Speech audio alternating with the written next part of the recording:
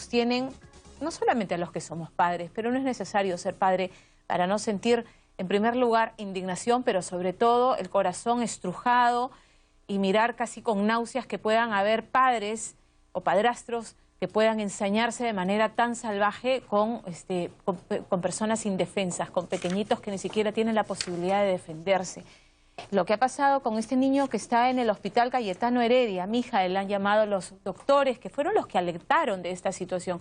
Fueron los propios doctores del Hospital Cayetano Heredia, al ver la situación y la condición en la que llegó este pequeñito. Llegó supuestamente por una caída, un accidente, y descubrieron una cantidad de daño interno. Este bebé, esta criatura de 1 año y medio, ha perdido un riñón y se han encontrado lesiones antiguas, 3 costillas rotas, que revelarían el maltrato sistemático al que habría sido sometido este pequeñito, que increíblemente, superbebé le llaman ahora, a pesar de haber perdido un riñón y de haber estado más de un mes con respiración asistida, ya está respirando solo y podría sobrevivir a esta pesadilla de terror. Y el caso de esta niña de 6 años, maltratada por su madrastra, según los vecinos, sometida a una serie de torturas innombrables, con la anuencia de su padre, y ahora ambos están no habidos. La niña falleció, y esto como madre me duele, pero como digo, no es necesario que usted sea madre o padre para empatizar con una situación así. ¿Qué está pasando? ¿Qué está pasando con nuestra sociedad? ¿Qué está pasando con la violencia hacia los más débiles? Porque nosotros siempre reclamamos, hombres y mujeres somos iguales, pero no hay igualdad de fuerzas entre un niño y un adulto, entre una mujer y un hombre. Estamos con el doctor Humberto Castillo Martel, director general del Instituto Nacional de Salud Mental, para abordar la violencia contra los menores de edad. Doctor, ¿cómo está? Buenas tardes. Sí, buenas tardes, Pamela. Me duele. Cada vez que presento estas notas me duele terriblemente. El solo pensar el sufrimiento al que se le somete a estas criaturitas es desgarrador. Sí, realmente esto consterna a todas las personas, claro, el ver esta escena tan crítica, tan extrema, ¿no?, de la que podemos ser capaces los seres humanos, ¿no? Y esto evidentemente no tiene una justificación y es algo que no debería tener una justificación, pero sí podemos intentar explicar qué está pasando, por qué en ocasiones las personas llegamos para ponernos como parte de este género humano, porque somos los humanos los que estamos haciendo esto, a esos extremos, ¿no? ¿Qué gatilla una reacción violenta en un adulto contra un ser indefenso que hemos visto en casos son sus propios hijos? ¿Qué gatilla la violencia? Sí, paradójicamente lo que gatilla la violencia es el miedo. O sea, usualmente las personas tenemos miedo y cólera, que son emociones que nos permiten adaptarnos, defendernos. Claro. Pero la cólera la sentimos frente a una amenaza, frente a algo que nos puede destruir. Acá, ¿qué hace que un padre grande, una madre grande, claro, puedan sentirse amenazados por un niño y terminan luego agrediendo, maltratando a este niño? Y entonces esto no es más que una distorsión profunda en la mente de la persona, que se siente tan intimidado, tan asustado, porque el niño llora, porque el niño demanda, porque el niño quiere algo, no porque hace un berrinche, y su angustia, su miedo, lo transforman en cólera, y esta cólera les lleva a agredirlo en una situación de poder, porque esta misma persona, si está frente a alguien que tiene más poder, en vez de atacar, se asusta, corre, llora, claro, se aleja, ¿no? Y por eso podemos ver el cambio de las personas. Después de pasar de una situación de agresión, pasan a veces al otro lado, a sumisión, a hacerse los chiquitos. Entonces, es porque hay una distorsión en sus emociones. Porque, o sea, todos los que somos padres de familia, y hay un momento en que tuviste un mal día, estás cargado y llegas a la casa con poquita paciencia, y ante la menor cosa que pueda hacer, la menor falta que pueda cometer el hijo, que no quiso comer, o que no hizo la tarea a tiempo, o que trajo una mala nota, ¡ah!, explotamos y descargamos de algún modo toda esa frustración que hemos tenido durante el día, y luego, no, o sea, sobrereaccionamos, o podemos haber sobrereaccionado sin llegar a la violencia, pero sobrereaccionar ante una situación que en otras circunstancias hubiéramos podido manejar de otra manera. Pero de ahí, luego, a llegar a un maltrato sistemático, a pegar, sin decir que lo otro está bien, o sea, está mal y uno tiene que reflexionar sobre eso, pero a llegar al golpe, al castigo físico, al maltrato sistemático, ¿qué ocurre en esas personas? Pero importante, Pamela, lo que planteas, porque esto es un proceso, digamos. Exacto. Claro, todos nos sorprendemos y nos extrañamos sobre el extremo. Exacto. ¿No? Y decimos cómo ellos lo hacen. No, pero nosotros somos protagonistas de estas pequeñas cóleras. Pequeños incidentes, pequeñas cóleras que las descargas y luego... Claro. Eso creo que es el problema y eso es lo que tenemos que corregir, porque ninguna cólera del padre está justificada. O sea, ninguna cólera con los niños. O sea, la cólera los niños pueden tener cólera con sus padres, pero no los padres tener cólera con los hijos, porque el hijo nunca es una amenaza.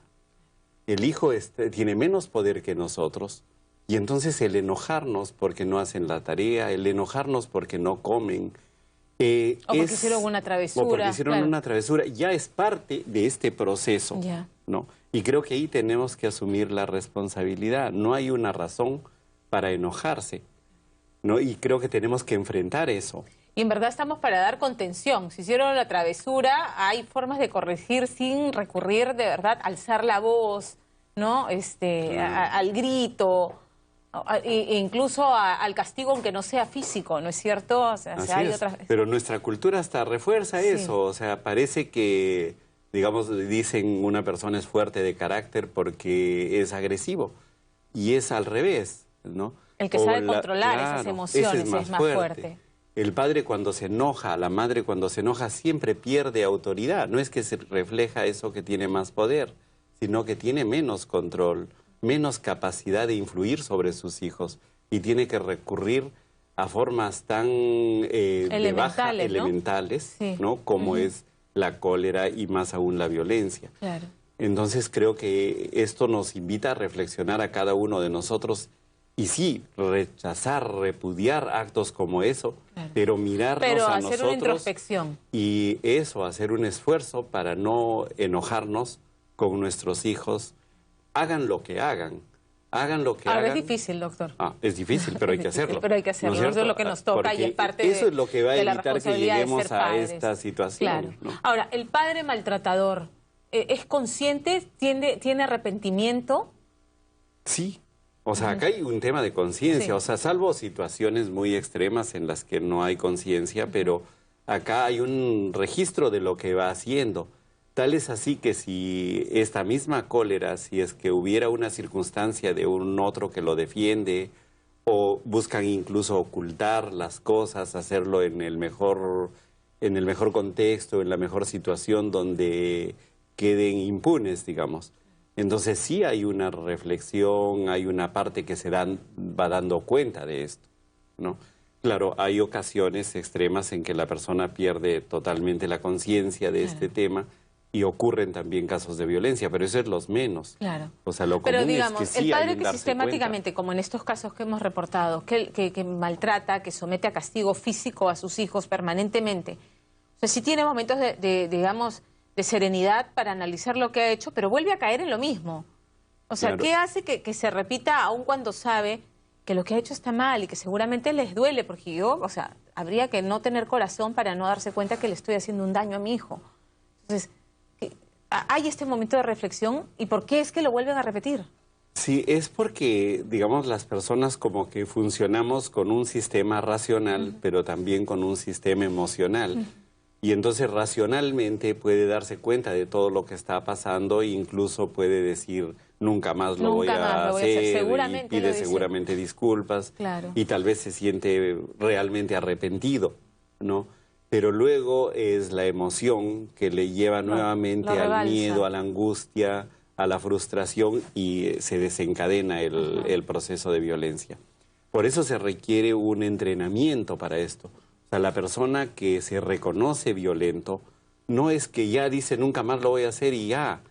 O sea, tiene que someterse a un proceso de entrenamiento para ir manejando esta emoción, porque la cólera se presenta, se va insinuando, o sea, con algunas ideas, se va con algunas sensaciones, hasta el cuerpo va cambiando Y ahí hay que aprender a reconocer cuando un episodio de cólera está en curso o de violencia y aprender a retirarse de la escena, a salirse de la escena. Qué buen punto porque en términos prácticos, para los padres en general, saber reconocer que ya voy a montar en cólera y que voy a ir a explotar con mi hijo.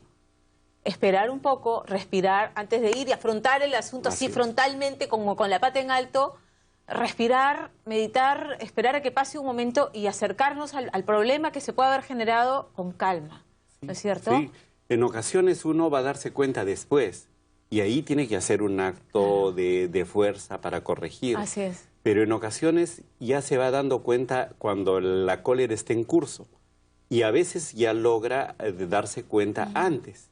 Y ahí es muy importante reconocer la ansiedad, el temor, porque lo primero, antes de la cólera, se va formando como un miedo, como una sensación extraña, y eso se puede corregir respirando profundo, ¿no? Y calmándose, hacer el esfuerzo para calmarse. Claro. Tenemos la responsabilidad de calmarnos.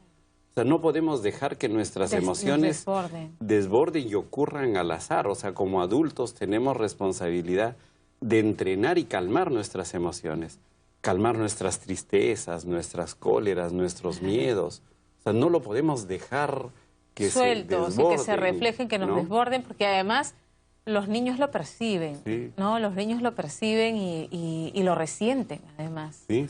Y no podemos hacerlos sentir responsables de eso, de lo que ellos no son causantes. Claro, porque luego les distorsionamos su sistema emocional y luego cuando son adultos, entonces también van a expresar de una manera descontrolada sus emociones. Así es, porque es lo que vieron, lo que siempre digo, más predicamos con nuestras acciones que con lo que decimos. Sí, es importante invertir en nuestro desarrollo emocional y estar alerta, porque cuando las emociones se distorsionan, por ejemplo, estar alerta a las depresiones, a las caídas de la autoestima, a los cambios de ánimo, a los miedos distorsionados, excesivos. Y si uno no puede, buscar ayuda. Si uno está 15 días o más con una tristeza, si uno siente que los miedos son desproporcionados, buscar ayuda. Ahora tenemos cada vez mayor atención de la salud mental. Ahora los establecimientos de salud ya pueden atender, incluso los profesionales generales, digamos los médicos, las enfermeras, generales, no necesariamente psiquiatras o psicólogos, ya pueden ir atendiendo problemas de salud mental. Y eso es importante. Eso es importantísimo, ¿no? Porque, doctor, yo siento que la violencia se está normalizando, que la reacción violenta, la reacción airada, es como parte inherente a la sociedad y que es normal y no debemos dejar de insensibilizarnos frente a estos casos. O sea, que estos ya son los casos extremos. El niño internado en UCI, la niña que murió masacrada. Pero en el día a día, o sea, el castigo físico está generalizado. Sí, se va reconociendo, incluso se le reconoce como una situación de poder a la agresión, cuando en realidad la agresión y la violencia es una situación de debilidad, de bajo poder. ¿No? O sea, la gente que recurre a la violencia es porque no tiene desarrollado estas capacidades humanas más elaboradas, como la persuasión, la propia seducción, el convencimiento, la negociación, que son importantes para resolver el conflicto. Pero buscamos pero va a salir del papá, es que mi hijo es inquieto, es malcriado, todo el día hace travesuras. No hay ninguna justificación. Ya le expliqué que haga de esta manera y no lo hace y ya me cansé. No hay justificación para enojarnos. O sea, si nos enojamos es por nuestros problemas, no por lo que hizo el niño. Ok, entonces la recomendación es dar un paso atrás. Si estaba ahí montando en cólera frente a algo que hizo mi hijo, tomarme